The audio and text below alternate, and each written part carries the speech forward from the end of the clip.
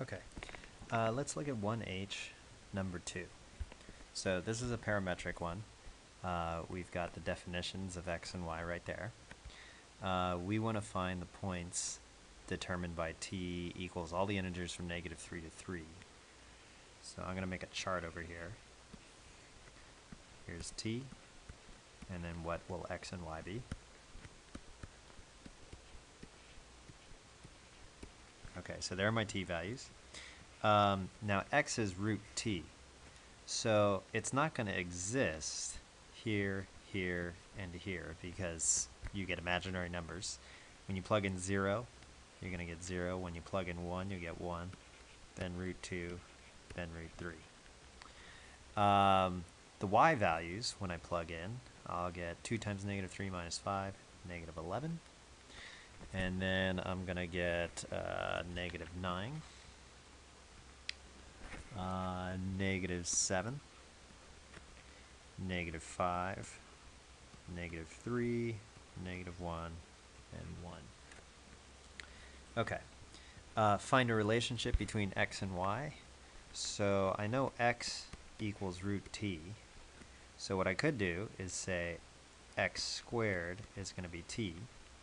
But you got to remember, t has to be greater than or equal to 0, which means x, in this case, since it's root t, is also going to have to be 0 or bigger. So this is my domain right here for the x's. Now I know t is x squared as long as x is positive.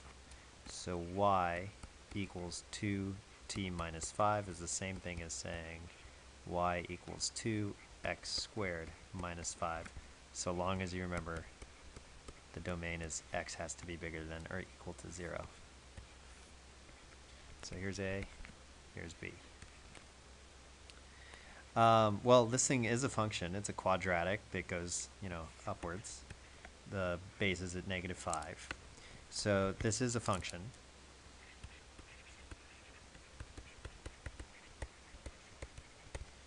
And then in D, we have to graph it.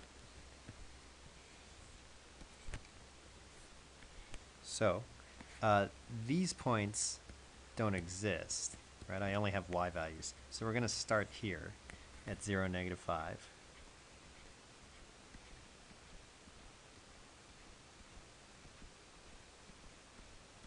So let me, 1, 2, 3, 4, 5. I'll do this in red. Here's my first point. These are each 1. 1, -3, right there. Root 2, -1. Root 2 is about 1.4. It's about here. Whoops. Ugh. And then root 3 is about 1.7. So let me move this over a little bit. 1.4 and 1.7, comma 1. So about there. So if you graph this thing, it looks like that, which is really just half of a parabola. Because remember, we're only looking at the side that's 0 or bigger.